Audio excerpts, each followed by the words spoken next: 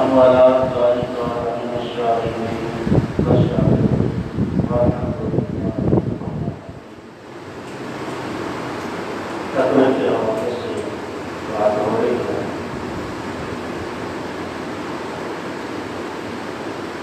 اور تقوی ہے خوف اللہ.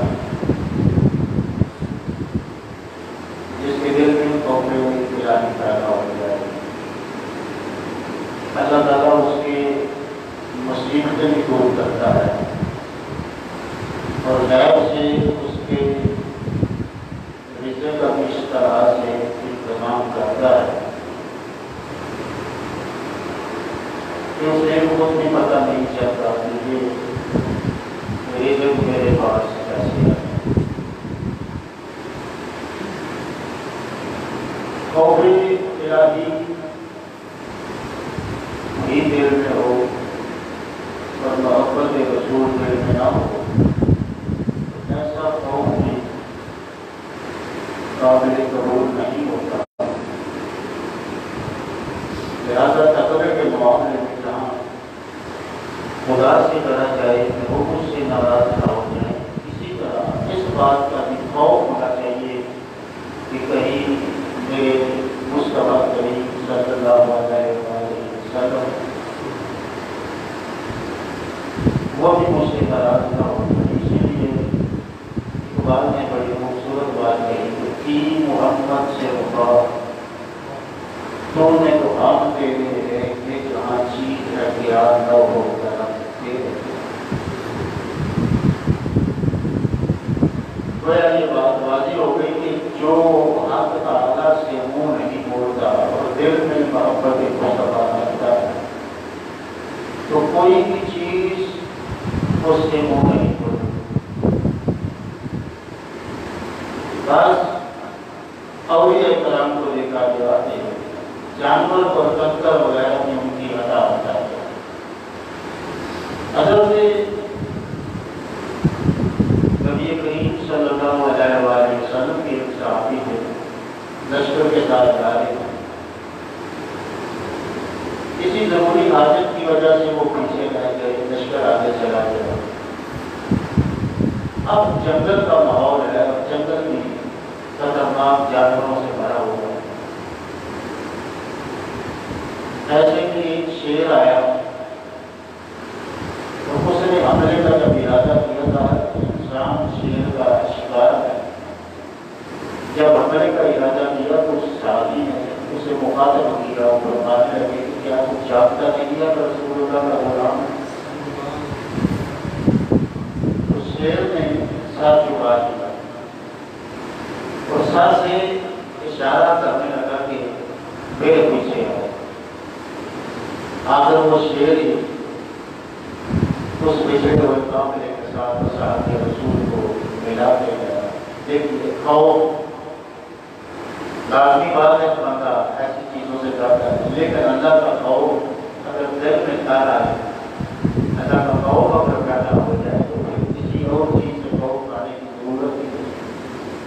آج ہمارے معاشرے میں لوگ جنوں سے ڈرتے ہیں فلاں سے ڈرتے ہیں فلاں سے ڈرتے ہیں. پہلی بات تو یہ ہے کہ ہم اشرف المخلوق کا ایسی چیزیں کبھی بھی قابو پاتی ہیں جب انسان کو کمزور ہو.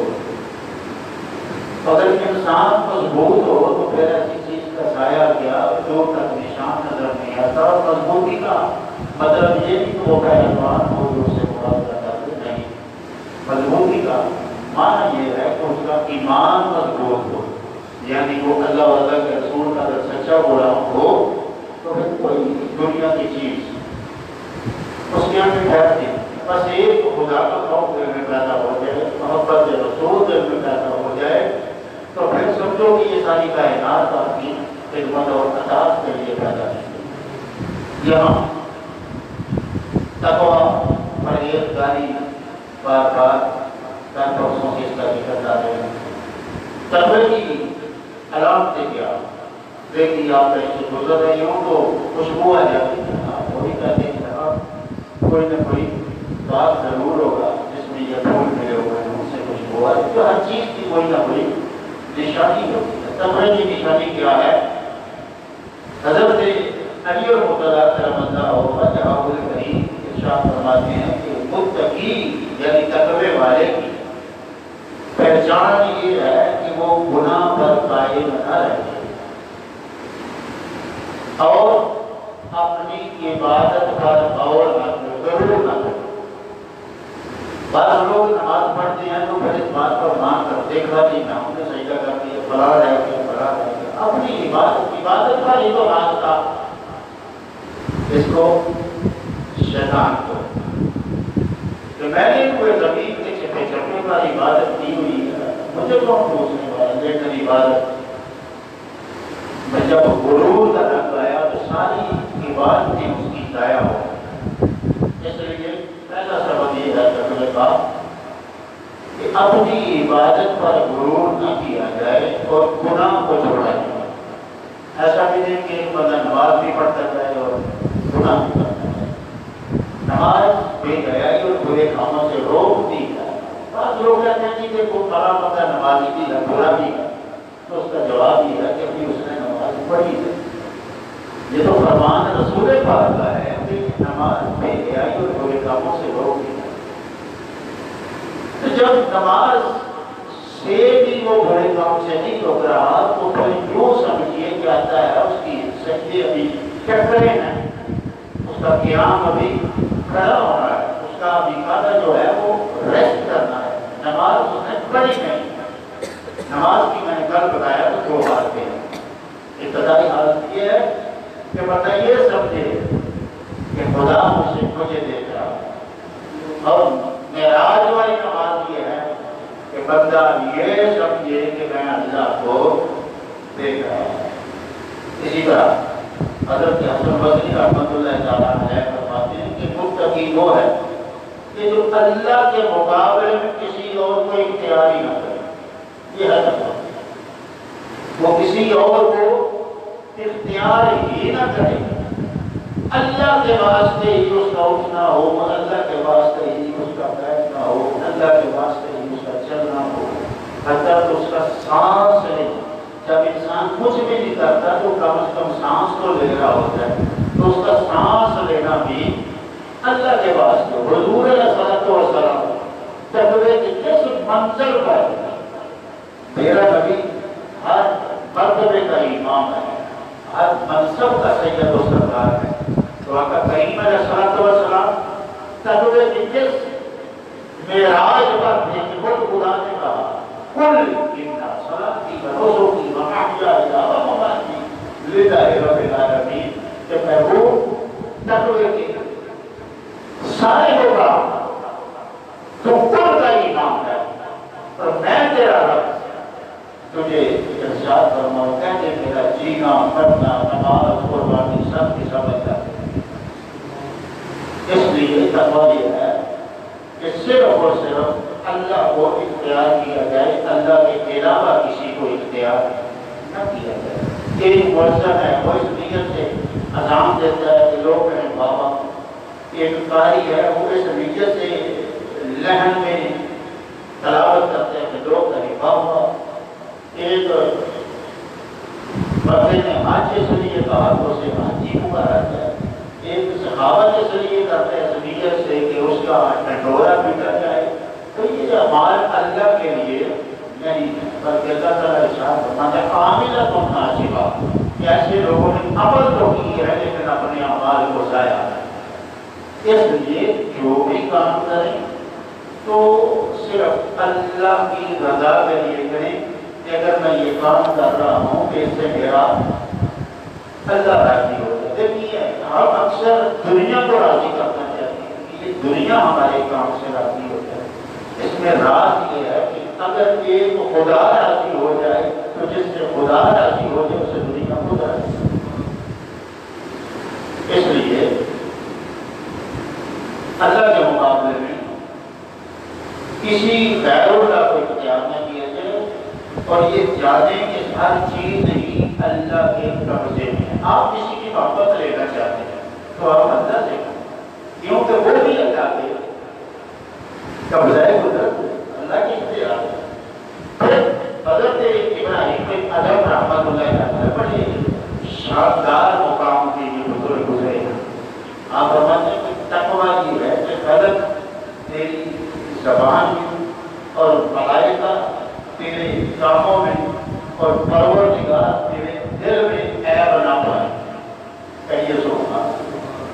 تقوی کی کیا شان؟ تقوی کسے کہتے ہیں کہ جب تو بولے تو تیری زبان راست ہو، تیری گفتگو نم بنا ہو، تیری منہ سے ایسے الفاظ نہ نکلیں کہ لوگوں کو ناگوار گزرے۔ یہ معاملہ ہے زبان کا اور دنیا کا۔ اب اس کے بعد ہے کام، تو کہا کہ تیرے کام فرشتے پسندے کریں اللہ ہوتا ہے، اور رہا تیرا معاملہ رب کے ساتھ تو تیرا دل اتنا پاک ہونا چاہیے، اس میں کوئی عیب نہیں ہونا چاہیے کہ تقویٰ اللہ ہوتا ہے۔ حضرت واقعی رحمت اللہ تعالیٰ نے فرماتے ہیں کہ تقویٰ یہ ہے کہ جس طرح تو اپنے بدن کو، اپنے جسم کو خلقت کے لیے، لوگوں کے لیے آراستہ کرتا ہے۔ آپ پتہ یہ چاہتا ہے کہ میرا لباس اچھا ہو، رہن سہن اچھا ہو، میری ایک پرسنالٹی ہو، مجھے لوگ دیکھنے اور کہیں بھائی یار اس کا لباس کتنا خوبصورت ہے۔ تو فرماتے ہیں کہ جس طرح تو چاہتا ہے کہ اپنے بدن کو خلقت کے لیے لباس سے آراستہ کرے، اسی طرح یہ بھی چاہتے اپنے دل کو تو خدا کے لیے سجا۔ تیرا ظاہر لوگ پسند کریں ٹھیک ہے، تجھے حق ہے، لیکن تیرا دل ایسا ہو کہ تیرا رب تجھ سے راضی ہو جائے۔ حدیث پاک میں آتا ہے کہ متقی وہ ہے جو شبہ کی چیزوں سے بچے۔ ایک چیز میں شبہ پیدا ہو گیا، آیا یہ ایسے ہے یا ایسے ہے، تو بچے آئے۔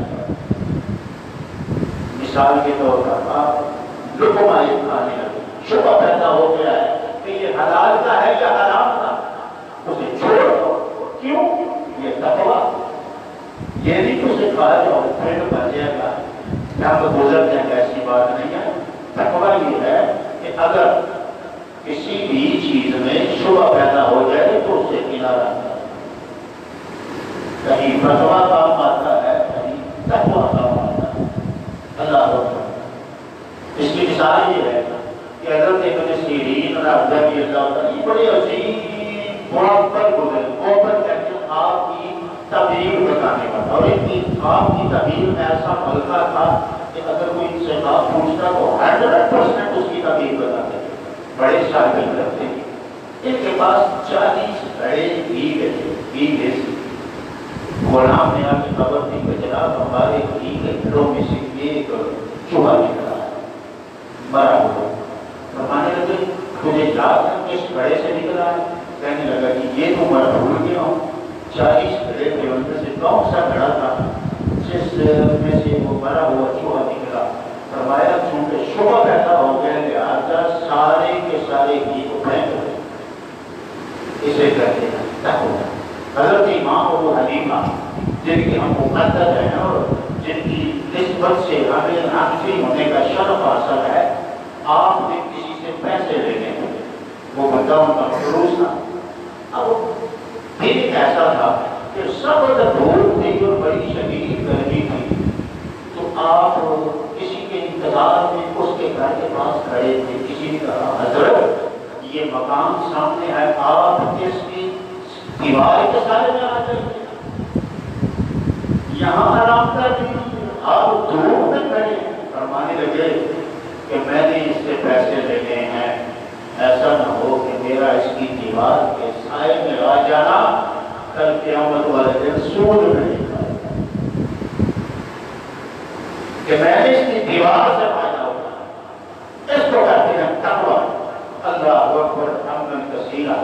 رسول اکرام فرماتے ہیں کہ متقی وہ ہے، یہ بات بڑی کمال کی، اس کے بعد انہوں نے بات کو دعا ہوگی۔ فرماتے ہیں کہ متقی وہ ہے جو اپنے یوم مثال کے کیے گئے وعدے کو پورا کرے۔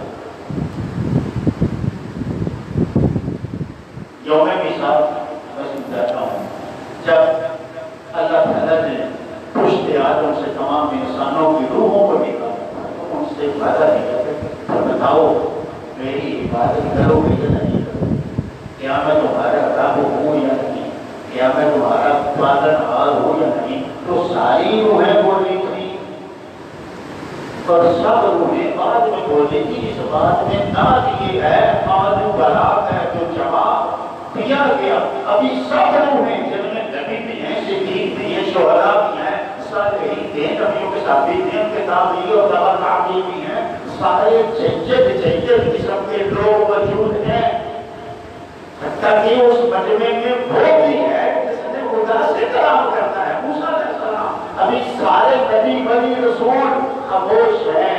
سب سے پہلے میرے مصطفیٰ کی روح نے جواب دیا کہ ہاں مولا، ہم بھی تو تیری عبادت کے لیے، یہ ہے شان۔ تو اس وقت ہم نے وعدہ کیا ہوا ہے، آج کہہ دیا مسجد میں آؤ تو لوگ کہتے ہیں کہ کیا لیں گے، کیا اچھا کوشش کر، بندہ کہتا ہے نہیں وعدہ کرو، آج وعدہ اس سے کیوں دے دو، یہ تو روزے مثال کا وعدہ کر کے آیا ہوا ہے، یہ تو وہاں ذمہ داری اٹھا کے آیا ہوا ہے کہ ٹھیک ہے مولا میں تیری عبادت کروں گا، اگر نہیں کر رہا تو یہ غفلت میں غفلت کی سے پوچھو۔ رسولیات بڑی خوبصورت بات کی فرماتے ہیں، متقی وہ ہے جو اپنے اس یوم مثال کے کیے گئے وعدے کو پورا کرے، اور وعدے کا پورا کرنا کیا ہے، کو اللہ تو یہ کہتا ہے کہ اپنے وعدے کو پورا کرو، تم اپنے کو کرو، ہم اپنے کو کریں۔ اللہ اکبر۔